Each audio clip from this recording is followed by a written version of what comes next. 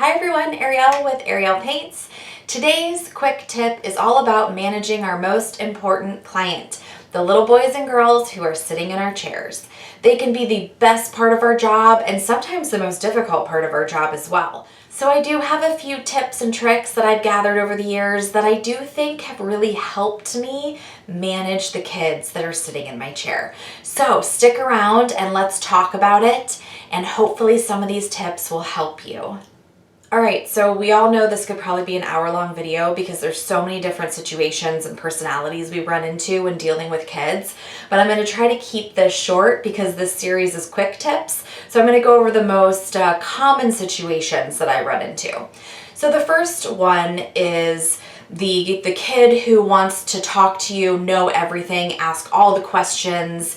They will not sit still and they want to know exactly what you're doing, right? And you can already tell, like, it's going to be very hard to paint this child. First of all, I always talk back, right? I explain what I'm doing. I say, oh, well, this brush is so that I can get the base color on your skin, right? So I entertain it to a degree.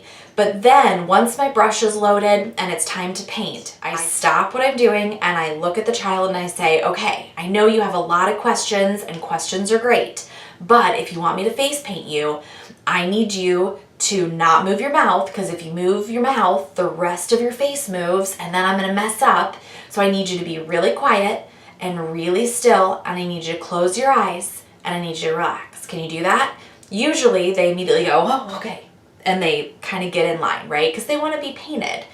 But here's what I do. When I paint them, I tell them every single thing I'm doing, right? Because if I then just turn off, right, and I'm silent and I go to paint them, their little brains are still moving.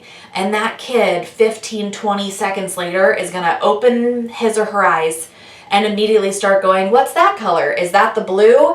Are you sure? Why are you getting white, right? Which I think is cute to an extent, but we all know that 30, 40 minutes into like a public gig, it's not so cute anymore. So my tip is to keep talking to them. Tell them exactly what you're doing and say to them, you're doing a great job. Good job. Keep those eyes closed for me. That's amazing. You're doing great. You're almost done. Here comes the glitter. The other tip I have for you, and these kind of go hand in hand with little kids too, is when you do have a stopping point, you know it's going to take you 30 seconds or even a minute to grab another brush or sponge and load something up. Tell them. Don't just let them sit there with their eyes closed and kind of like open one eye and start peeking and seeing what's going on. Say, okay, I'm getting paint. Open your eyes, get your wiggles out, whatever you need to do. And if they really are interested, show them what you're doing. You know, it's a great learning experience. It makes it more fun for you and for them. It's more interactive. So let them watch. Say, okay, well, I got your base color down. So now I'm grabbing this brush. It's a number 2, and I'm grabbing the black. So kind of take control over the situation and show them what you're doing, talk to them. And then when it's time to paint again, you say, okay, remember what you got to do so they can finish painting you? Usually they're going to go, oh, yep, and they're going to remember. So biggest tip is to try to take control of the situation in a positive way. Now, hand in hand with any child, whether they're being curious or not, my biggest tip to face painters, especially new face painters, I think often I've seen and worked with newer face painters where you are trying so hard to remember just what you're supposed to do next and pay attention to not forget the fangs or like stripes on a tiger or something, right? That you forget that talking to the kids is so powerful. And little kids, when they have their eyes closed in a public situation, I mean, think if you were an adult and somebody told you close your eyes. That's not comfortable. It's kind of scary and it's unusual. So if you talk to them and you tell them every single thing you're doing, it is incredibly helpful. It just diffuses a lot of anxiety for anyone, adults alike, right? So as you are painting the kids, Tell them exactly what you're doing. All right, here we go. Getting the white down for your tiger. Now I'm doing the rainbow. You're going to feel a sponge. Talk to them. Explain it to them. I do ask kids questions, which can be a little tricky because you don't want them to go, oh, I like blue, right? And they move and they're using all their inflection and their hands and stuff. So careful with questions. Make sure your questions are timed during like breaks when you're grabbing more paint. But be specific. The other part of this is a lot of times we have kids that do one of two things, right? You go to their eye and they flinch, right? How many times has that happened to you? It happens to me all the time. What I found is before I go to someone's eye and paint or sponge, if I say and then I tap right here. So if I'm going to do a butterfly, let me grab a sponge. Hold on. All right, this is better with props. So if I know that I'm going to be sponging over someone's eye with a sponge and paint, what I'll do first is I'll go, okay, I'm going to sponge right here on your eye. Ready? So I've already given them that tactile feeling of where I'm going to go so that when seconds later the sponge hits, I'm less likely to get a this out of them, right? They're not going to flinch.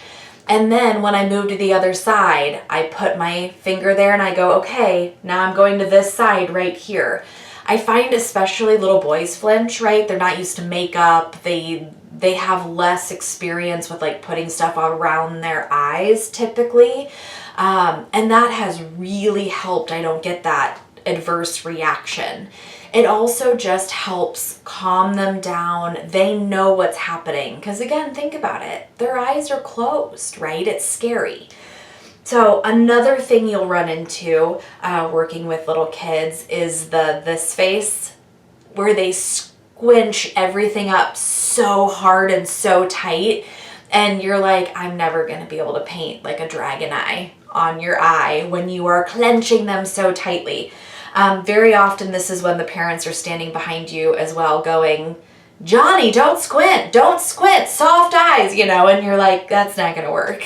So what I'll do is I will touch their face. If they're like this, I'll go, oh, okay, relax, soft eyes like you're sleeping. Often they will relax their eyes. If they don't, I go, okay, look at me, open your eyes. And I make them open their eyes because if they're squinted so tight and they're not understanding to unsquint, they don't know what you mean. So I say, okay, open your eyes and look at me. They look at me and then I show them. I go, okay, look, you're going like this, so tight. I need you to go soft eyes like this. Can you do that for me? Usually they then understand, right? They have a visual representation of the ask that I am making and they will do it and they will do soft eyes. There have been instances where I just cannot get a kid to not squint to save my life.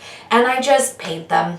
And the parents know that it's not because I want to have like wrinkly eyes or like mismatched paint around their eyes. It's just the age of the kid. So I go as quickly as I can. I try to use all my other tricks and sometimes it works and sometimes it doesn't. Okay, so another situation I've run into over the years is a kid who is truly not going to sit still for you, right? They are just so wiggly and so talkative that you cannot get a brush close to their face. I, at that point, will stop, right? I will not try to paint a moving target. I will stop, I will put my stuff down, and I will say, hey, I really need you to sit still. If you cannot sit still, I cannot paint you. And I'll usually do something funny, like I'll say, okay, let's both get our wiggles out all together, right? So on the count of 3, let's wiggle, get our wiggles out. And I'll 1, 2, 3, and we'll wiggle, and then I'll go, okay, shoulders down. I'll have them sit back and lean back against the chair a little bit, which sometimes calms them down. And then I'll say, I need you to be really, really still. And then I'll start painting them. If they out of nowhere go, oh, my brother's name is Tim and I like dinosaurs, and they start moving and opening their mouth and eyes, I will stop and I will say, hey, we talked about this. I told you I can't paint you unless you sit still. And I will stop painting and then continually get them to kind of readjust themselves. If it's a real behavioral issue, which I really haven't had with kids, I know it happens, then I would probably get a parent to help you talk to the kid. Now, another caveat of that situation that I want you guys to be aware of is that there are some kids with special needs and sensory issues where this can be really, really hard for them. And I think some of the most touching and special moments for me in face painting is when I have recognized that it's not a behavioral issue, it's a sensory issue. And you can work with those kids and help them find a way to still participate without making them uncomfortable. So ask questions and be sensitive to that. And I will say, I have such vivid memories of when I have picked up on that this isn't a kid who's trying to be naughty, right? This is a kid who wants to participate, but they're nervous. And I have found ways to, give them a sponge in their hand so that they're squeezing something while you're getting paint on their face, right? And they'll usually try so hard not to move because they really want to participate, but it might be a little sloppy because they can't help themselves, and that's okay. But do be sensitive to that because it is a real thing. Some kids can't sit still. But again, I will say some of the most touching, beautiful moments is after I have been patient and careful working with a child like that and figuring out together how we can work together and get them painted. And the parents are insanely grateful. And if you're a parent, sorry, it makes me sad. It makes me kind of cry because I really have had parents pull me aside and hug me and say how meaningful it is to have their kid participate in something that otherwise they couldn't, because some people don't understand that stuff. So please try to tell the difference. It's not easy, but just try to be intuitive and pick up on the signs. You usually can.